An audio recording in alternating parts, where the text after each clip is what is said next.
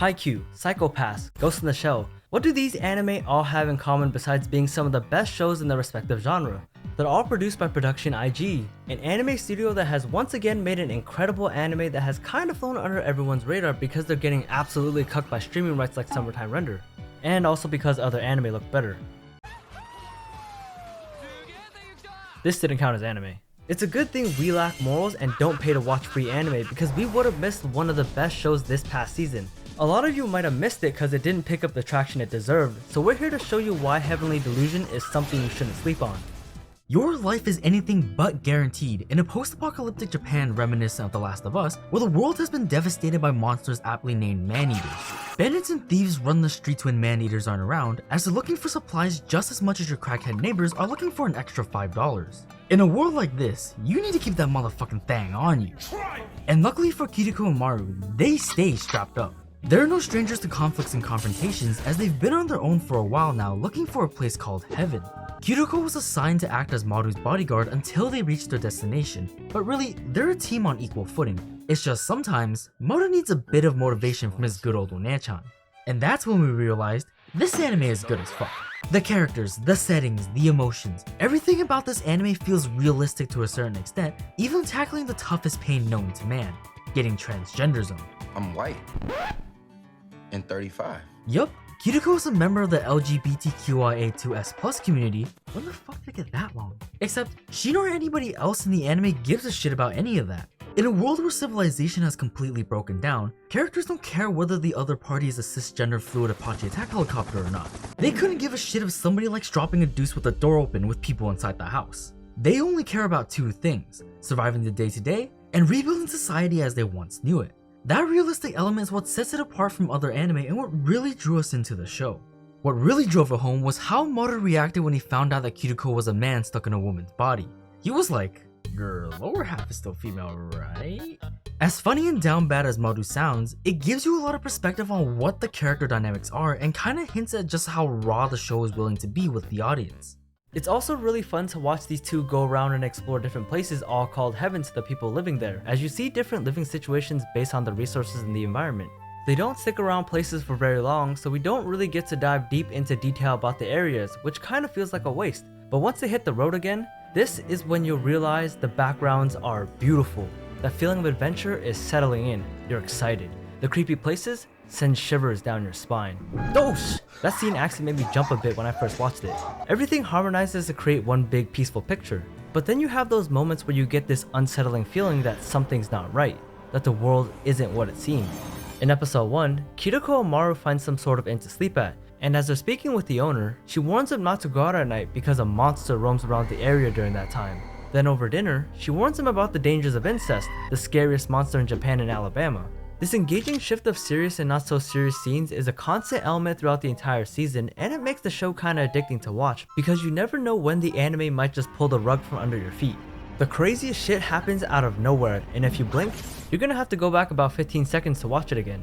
The wildest thing, however, is the entirety of episode 10. Now, a typical episode looks like this, and like this, and like this. Episode 10 on the other hand looks like this, and this.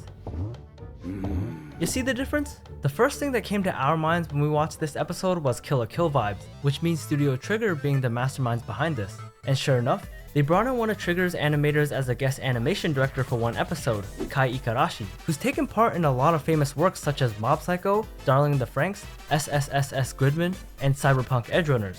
I did a bit of research and found out this was Ikarashi's first time directing an episode of an anime adaptation as opposed to an anime original, so there is a lot of room for error. I've watched the episode like 3 times now and it's become my favorite out of the entire show. Yes, the episode does look a lot different compared to the rest of the series, but it oddly doesn't seem out of place for the anime. You'll get a familiar feeling of uneasiness and tension if you've seen Cyberpunk Edgerunners' opening scene in episode 6. I checked some sources and he was indeed responsible for that particular episode. He has a very unique style that can be defined by a few things. A lot of exaggeration where characters become larger than life, cast members looking funny when there's a joke being made, and this long depth perception shot that might make you cream your pants if you stare at it for too long. Oh god damn it. It is nothing short of a visual feast where it's like eye candy for 20 minutes straight, and the story that unfolds throughout the whole thing makes it an episode that's just unforgettable. Another thing that we did notice and really appreciate was the fact that it felt like the story was making constant progress every episode. We're always introduced to a new situation, a new scenario we haven't seen before, and it feels like the world is just insanely massive with so many things we just don't know about yet. The world building is on another level, with the characters not only simply explaining how things work in their universe, but also showing you as well. You see this gun here? You might think it's broken and needs a nerf next patch, but it only has 4 shots when the battery's at full charge, sometimes even misfiring at times. And trying to charge it in a world where something as simple as hot water is seen as a commodity, you realize that every shot feels that much more important. Maru, on the other hand, has a special ability to destroy the core man-eaters called maybe we'll just keep it unnamed. He's also built like a brick shithouse that can drop down 40 feet and land perfectly without any fall damage as long as his Onea-chan makes a good deal with him. He can also charge batteries with his horny. He might seem OP as a character, but his major flaws are that he's a human and that he's an angsty teenager. He makes dumb mistakes, he doesn't make the best choices, he can't express his feelings too well, and this head sometimes commands this head. All traits a normal 15-year-old boy should possess, which says a lot about how realistic these characters are written. Throughout the entirety of the show, we're shown another portion of the story that runs parallel with what we can assume is the main story. It's supposed to be the past that explains why characters look and feel the way they do, except that never happened. After 13 episodes, we're still confused as to why the two stories weren't completely connected yet. The past story follows a Promised Neverland-esque environment where kids are being kept ignorant and tested without knowledge of what exactly is going on beyond the walls of their confinement. This might sound interesting, but I can assure you that this timeline is probably the most boring part of the show.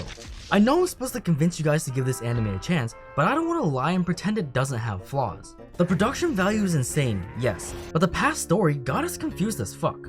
Okay, so we have kids being tested, that's kinda normal. Then we have nudes being sent to the weird quiet kid in class. That's a lot less normal, but whatever. Now they're looking at alien babies. Okay, things are getting kinda weird. Gah! Who the fuck is that alien, and why are they running their life down all of a sudden? Oh, what's happening here? Pregnant? By who?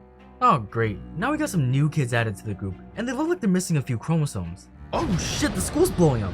Wait, what's happening to the teen mom and her kid? The past was a very weird time and probably the weakest part of the story, but it doesn't go so far as to ruin the rest of the experience with Maru and Kiriko's adventures. Especially when you have jokes like this one that makes you fall in love with the anime all over again. The entire anime is an emotional roller coaster that has you going through the full spectrum of emotions. They'll make a joke at the beginning of an episode and you'll think it'll be a lighthearted 20 minutes, but by the end of it, it'll have you wrapped up in your blankets pondering the meaning of life. It took us 6 episodes to fully understand that this anime was good, that it was well worth the patience. We're definitely glad we gave this anime a shot as it's become one of the best hidden gems in recent years. This is something that's gonna stick with us for a while because the love for the series goes further beyond what's on the pages of the manga. This might actually be one of the few anime that has surpassed the source material, and that's not something that's easy to achieve. The music, the voice acting, the animation, the pacing, they all came together for one purpose: to create an emotional piece of art.